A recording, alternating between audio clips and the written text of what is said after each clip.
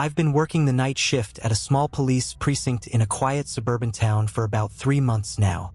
It's not the kind of place where you expect much excitement. Most nights, it's just me, the occasional patrol officer, and a few calls about nothing serious. But that night was different. It started as a normal shift, the kind I've come to expect. Quiet, boring, and unremarkable. The clock struck 2:17 a.m., and I was sitting at my desk, flipping through case files I had no real desire to read. The hum of the fluorescent lights above me was the only sound in the station. I was just about to grab some coffee when the phone rang. I don't know why I answered it. Maybe because I was bored, or maybe because I had this strange gut feeling that something was off. Either way, I picked up the receiver, and before I could even say hello, the voice on the other end sent a chill down my spine. It was a man. His voice was raspy, like he hadn't spoken in days. "Help me," he whispered. The urgency in his voice was unmistakable, but there was something wrong about it. It wasn't panic, just an eerie calmness, like he knew exactly what was happening and was resigned to it. I tried to ask who he was, but the line went dead. Just like that. No dial tone. Nothing. I sat there for a moment, staring at the phone, unsure of what I should do. It was strange, but I brushed it off. Maybe it was just a prank. People tend to do weird things in the middle of the night. But then the phone rang again. This time I didn't hesitate. I grabbed it immediately. "Who is this?" I asked, my voice sharper now, trying to sound confident, though my heart was racing. There was a long pause on the other end, and then a single chilling sentence. "Don't hang up. He's already here." The line went dead again. My hand froze around the receiver. The hairs on the back of my neck stood up. I looked around the empty precinct, my eyes darting to the dimly lit hallway. It wasn't busy. There was no one else around. But I could have sworn I heard something. Footsteps. Slow. Purposeful. My heart pounded in my chest as I stood up, my legs suddenly feeling unsteady. I walked toward the hallway, my eyes scanning every shadow, but there was nothing. The building was silent again, save for the hum of the lights above. I had to be imagining things, right? But then I heard it again. A knock, soft, at the front door. I slowly made my way toward the door, every step heavier than the last. The knock came again, louder, more insistent. Something told me not to open it, but I didn't have a choice. I was on duty. I had to check. As I reached the door, I took a deep breath, steeling myself. I unlocked it, my hand trembling slightly as I turned the handle. When I opened it, I saw nothing, just the empty street. A cold gust of wind rushed past me, carrying with it a faint, almost imperceptible sound. It wasn't the wind. It was a whisper. "Come outside." My pulse raced, and for the first time, I questioned my decision to stay. Should I call for backup? No one else would be around for hours. That's when I heard it, the sound of something dragging on the floor. Slow, steady, and getting closer. I backed away from the door, my mind racing. I couldn't let whoever it was in, but there was no mistaking it now. Something was coming. The sound of dragging stopped just outside the door, and for a moment, everything went silent. The whispering had stopped. The footsteps had stopped. And then the phone rang again. This time, I didn't want to pick it up, but I had to. There was no way I could ignore it. I grabbed the receiver, my hands cold with sweat. "Don't open the door," the voice said. And that's when I knew. This wasn't some prank. This was real. Something was happening outside that door. Something I wasn't prepared for. And I was about to find out what. I didn't know what to do. My mind was racing, trying to make sense of everything happening in a place that was supposed to be safe. But all the rules of normalcy had evaporated, replaced by an unsettling feeling I couldn't shake. The man's voice on the phone had been so calm, but there was real fear in it. It wasn't just a warning, it was a plea. "Don't open the door." I slammed the receiver down, my heart hammering in my chest. I couldn't leave the station. If I did, I'd be on my own. No backup. Nothing. But the thought of staying here, alone in the dark with whatever was outside, was worse. I turned and looked down the long hallway again. The shadows seemed to stretch farther than they should have, the hallway twisting into a darkness that felt like it was swallowing the light. My mind screamed at me to lock all the doors, to barricade myself in the office. But the dragging sound, the soft scrape of something against the floor, had stopped. I listened carefully. The silence felt oppressive, like the air itself was holding its breath. And then, from somewhere deeper in the building, I heard it again. A whisper. Not from the phone this time, but from inside the station. "Help me. It's too late." I froze. My stomach twisted into knots. The voice wasn't the same as the man's from the phone. It was softer, faint, but I knew it wasn't a trick. There was something else in this building. I crept down the hallway, trying to move as quietly as possible, but my shoes scraped against the floor in the stillness. The office doors on either side of me were dark, their windows clouded by the years of dust and grime. Everything felt wrong. Every door felt like it could be hiding something. I reached the end of the hallway. There was a storage room there, a place we kept old case files and evidence. It hadn't been used in months. As I stood in front of the door, I felt my skin crawl. My fingers tingled. I didn't want to open it, but something urged me to. That whisper, that voice, was it coming from inside? Or was it just my mind playing tricks on me? I slowly reached for the doorknob. Felt cold, too cold for this time of year. The moment I turned it, the door creaked open. Inside, the room was pitch black. There was no light except for the sliver of moonlight from the window at the far end. And then, I saw it. A shadow. A dark figure standing near the back of the room, just out of reach of the light. I couldn't see details, just the shape, tall and unnaturally thin. Its outline was blurry, like it was somehow part of the darkness itself. My breath caught in my throat as I stepped backward, but the shadow didn't move. And then, I heard it again. A voice, but not a whisper. "I'm here." It was a woman's voice, weak, pained. I could feel the weight of it in my bones. It wasn't just a voice. It was a call, a plea. Something was trapped here. Something wanted me to open the door wider, to let it out. I almost did. Almost stepped forward and let it pull me into the darkness with it. But my instincts, my years of training, screamed at me to run, to get away from whatever that thing was. And I did. I slammed the door shut and bolted it.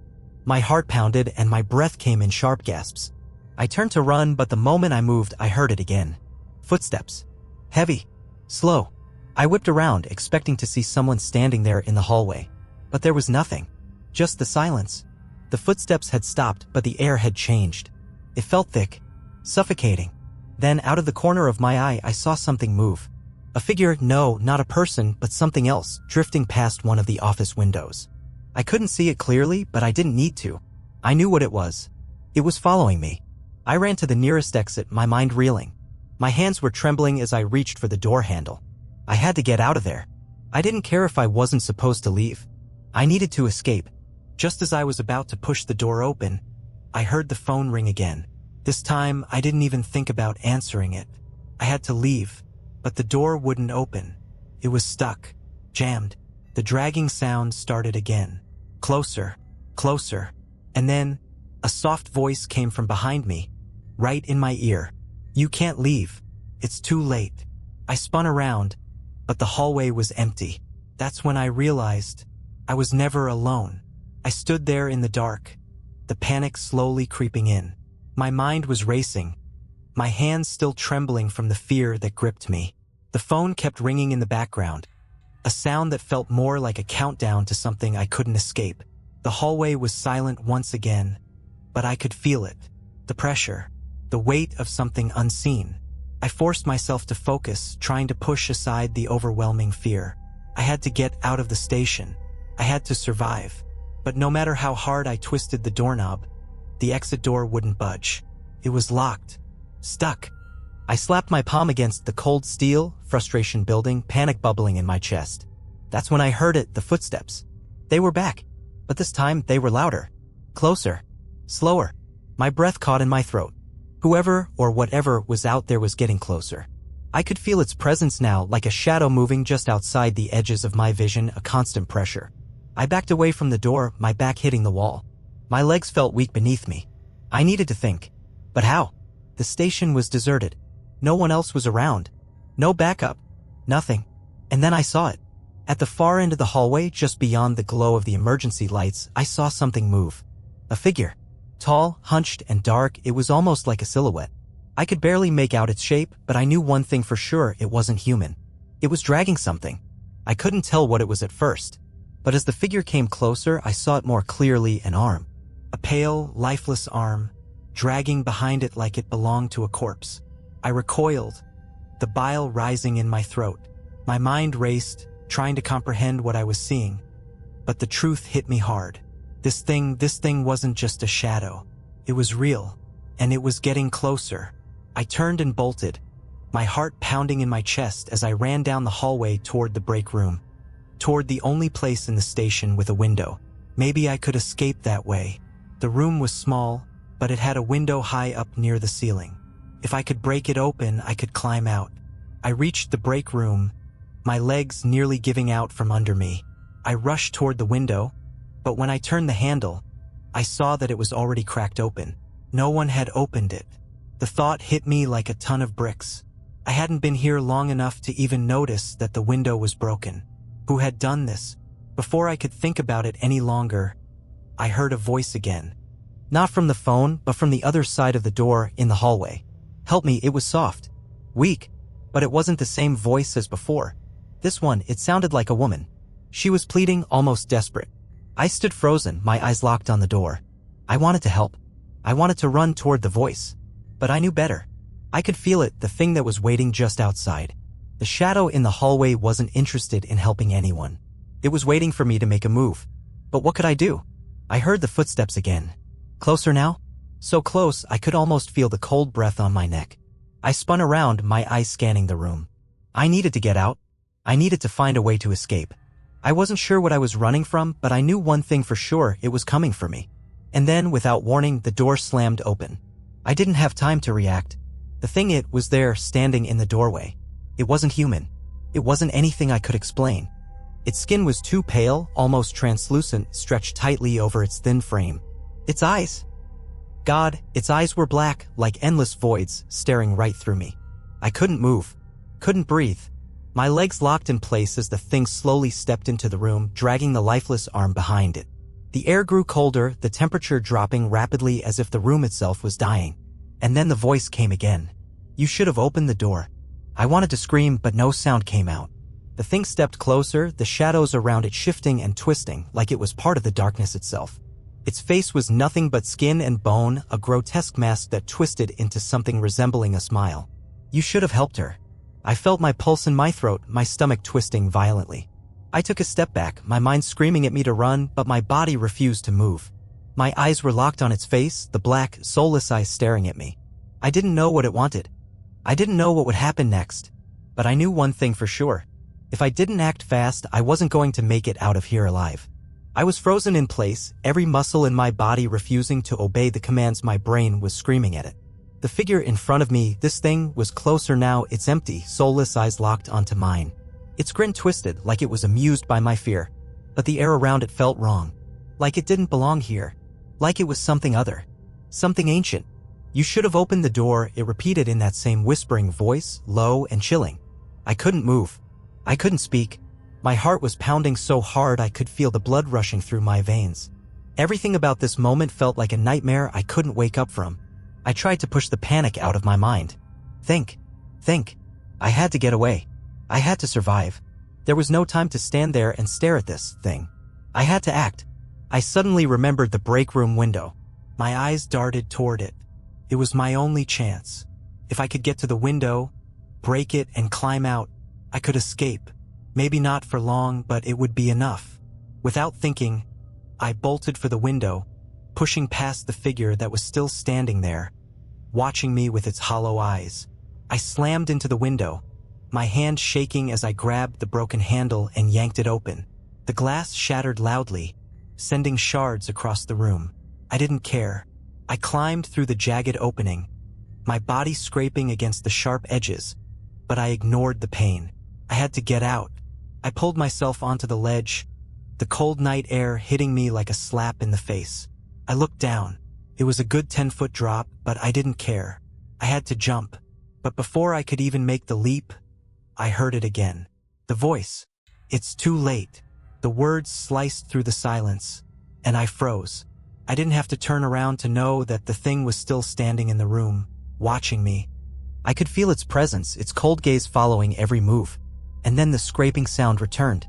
The dragging of the lifeless arm getting closer. Closer. You can't escape. A sudden bone-chilling gust of wind swept across my face. My heart raced as I felt something shift behind me, something in the air. The temperature plummeted and I shivered violently. I should have jumped, but I didn't. I was too scared to make the final move. I heard a creaking noise, slow, deliberate, coming from behind me. My mind screamed at me to just go. That's when I saw it. The shadow. It was right there, in the doorway, its long limbs stretched out unnaturally. It was leaning toward me, the black voids of its eyes glowing in the darkness. Its lips, if you could call them that, pulled back into an impossibly wide grin. You can't leave. I finally gathered the courage. I pushed myself away from the ledge and dropped. The impact was harder than I expected, and I stumbled as I hit the ground, my knees buckling beneath me. I gritted my teeth against the pain, forcing myself to stand up. I had to move. I didn't stop. I ran. I ran out of the station, down the dark street, ignoring the burning in my legs, the desperate screams echoing in my mind. But no matter how fast I ran, I couldn't shake the feeling that I was being followed. My breath was ragged, my vision blurry from the panic, but I kept running. I wasn't going to look back. Not this time. Couldn't. But then I heard it again. The dragging sound. Slow, relentless, and I couldn't help myself. I turned. The figure was standing at the edge of the station, watching me. It didn't move. It didn't need to. I froze. My heart sank. The shadow seemed to grow taller, stretching unnaturally toward the sky until it was nearly the height of the building. The moonlight hit it just right, revealing the outlines of what looked like long, bony fingers reaching down toward me. I couldn't breathe. I couldn't move. I don't know how long I stood there, locked in place by fear. But eventually, I forced myself to look away. I didn't know what was going to happen next. I didn't know if I was safe. But I knew one thing for sure. I had to keep running. And I did. I didn't stop. I ran until I couldn't run anymore, until my legs burned and my vision blurred. I don't remember when I reached the edge of town or when I finally collapsed, but when I did, I didn't care. I was just grateful to be away from that station. From whatever it was that haunted that place. I'm safe for now, but I know it's not over. It never ends. I thought I was safe. I thought getting away from the station, running as far as I could, would be enough to break the curse that seemed to follow me. But no matter how far I ran, no matter how many miles I put between myself and that dark place, the thing, it was always there. It's been 3 days since I escaped, and in those 3 days, I've learned something that terrifies me more than anything I saw that night. The thing, the shadow, whatever it was, it didn't need to be near me. It didn't need to follow me. It was already inside me. It started with dreams. Horrible, vivid dreams that felt more like memories than nightmares. I would be back at the station, standing in the hallway, staring at the thing as it moved toward me, its fingers trailing along the floor, dragging that lifeless arm.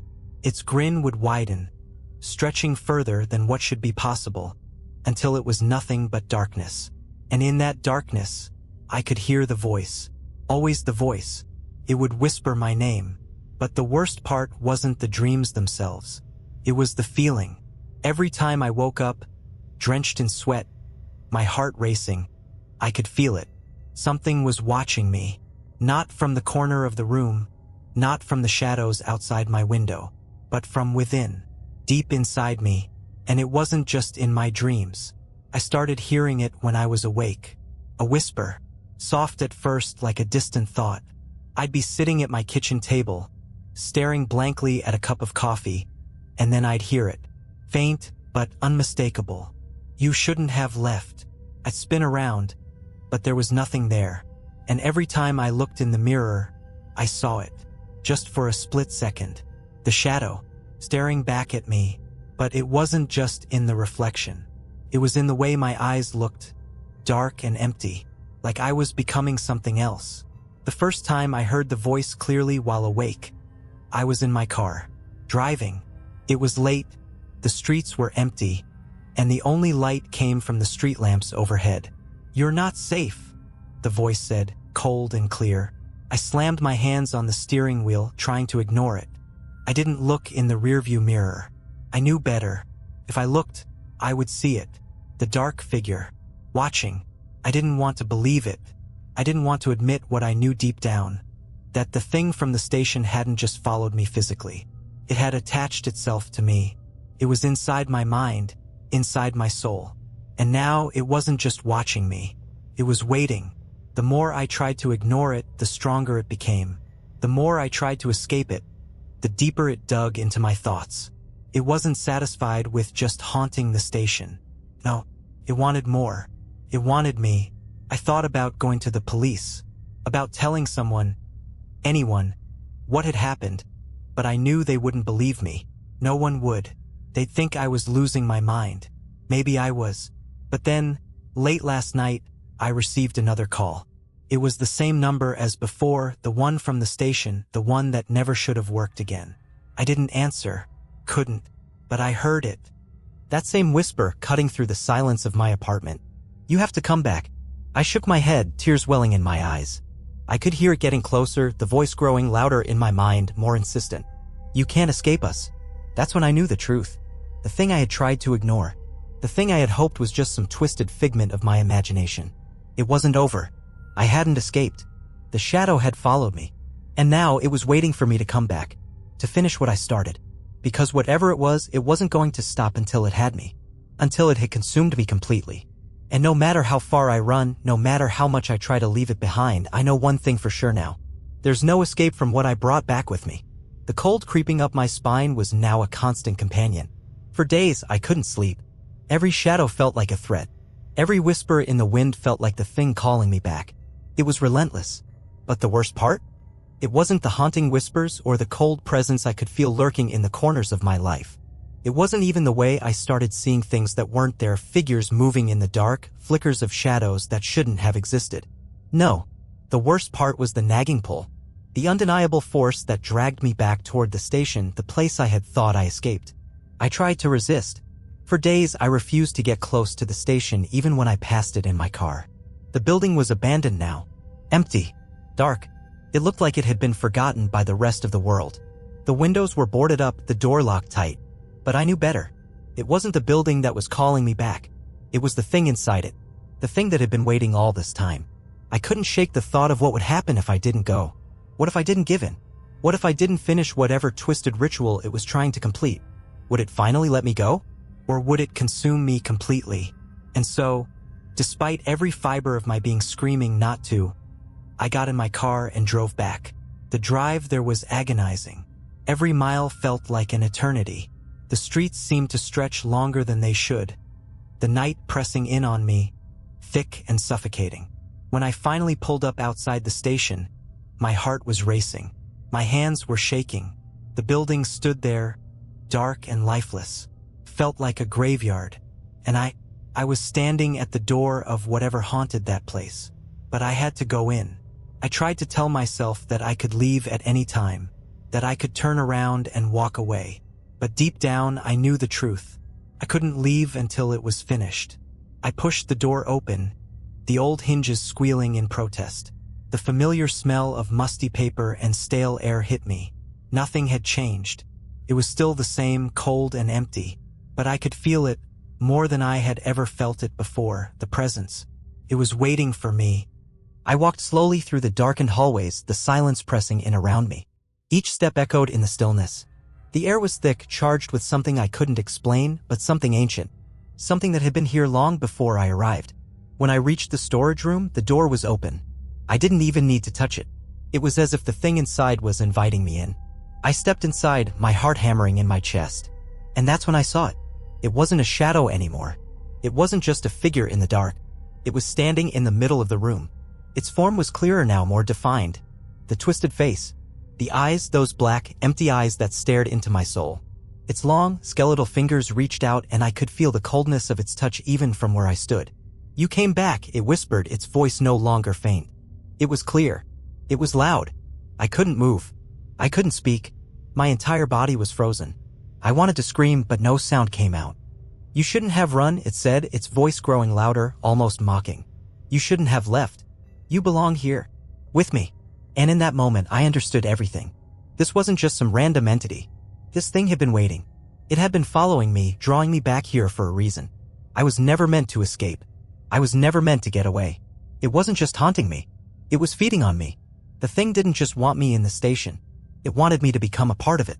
To lose myself to the darkness and become one with whatever it was. The twisted thing that had been lurking in the shadows, manipulating my thoughts, controlling my actions. I had always known, deep down, that I couldn't outrun it. That I couldn't escape.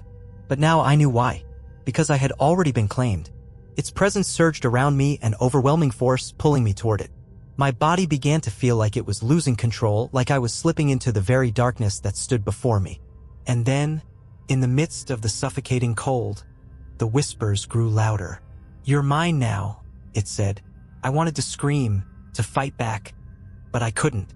The last thing I remember was the sensation of falling into that endless void. The darkness enveloped me, swallowing everything whole. And then, nothing. I don't know how much time passed. When I woke up, I wasn't sure where I was. The world around me felt wrong. My senses were clouded, like I was underwater, struggling to breathe. It was dark. No, darker than it should have been. It wasn't just the absence of light. It was everything around me. The air was thick, too thick to be real. I couldn't smell anything, couldn't taste anything, but I could feel something pressing against me, like a weight pushing down from every direction. I tried to move, but I couldn't. My body wouldn't respond. It felt like I was trapped in quicksand, unable to escape, unable to even twitch. My muscles were locked, frozen in place, and I could only feel the oppressive weight of the darkness closing in around me. And then, a voice. But it wasn't my own. It wasn't human at all. "You were here now." It was the thing. The shadow. The presence that had followed me from the moment I first walked into the station. It was speaking to me, but its voice wasn't just in my ears. It was inside my mind, inside my very being, echoing in the corners of my thoughts. The voice was cold. It was ancient, like the whispers of forgotten gods, but it was mine. It spoke as if it had always been part of me. "You are mine now." I wanted to scream, to fight, but my voice betrayed me. There was nothing. Nothing I could do. The darkness started to shift. At first, it was subtle, just the faintest hint of movement. But then it began to swirl, to churn, like something alive was crawling just beneath the surface. And that's when I saw it. I couldn't move my head. I couldn't move at all. But my eyes, they darted around, trying to make sense of what was happening. The darkness was beginning to form shapes. The first shape was familiar. A long, thin figure with skeletal limbs that twisted unnaturally. It was wearing a twisted smile, one that stretched wider and wider, like it was about to devour me whole. The shadow. And then I saw another shape. It was smaller, more indistinct, but I could hear its voice. A woman's voice. Weak, faint. "Help me?" The plea echoed in my mind, louder than before. I wanted to help her. I wanted to break free. But I knew the truth now. Couldn't help her. She wasn't real. She was another part of it. Another piece of the shadow that had claimed me. "You are mine now." The voice was all-encompassing, overwhelming. It was inside every cell of my body, pushing me to surrender, to become a part of it. I realized then that I wasn't just trapped in this darkness. I was becoming it. I was becoming one with the shadow. And that realization hit me like a cold wave. I had always been a part of it. Since the moment I stepped into that station, since the moment I answered that phone call, it had already claimed me. The shadow wasn't something that hunted. It didn't need to. It had already won. I thought about running, but I knew there was no escape. There was nothing left. I thought about fighting, but I understood now that there was nothing I could fight. The shadow had wrapped itself around me, intertwined with every part of my being. The thing in the hallway. The dragging sound. The whispering voices. It wasn't about me. It was about all of us. All the lost souls who had wandered into its grasp. The station was only the beginning. There was no running. There was no escaping. It owned me now. I was just another piece in its eternal darkness. I could feel myself slipping further, losing myself to the cold, losing my identity to the thing that had claimed me. The last remnants of my human thoughts screamed out, but they were drowned in the vast void that was swallowing me whole. And then, there was nothing. Not even darkness. Not even the memory of fear. Just silence. A silence that stretched forever.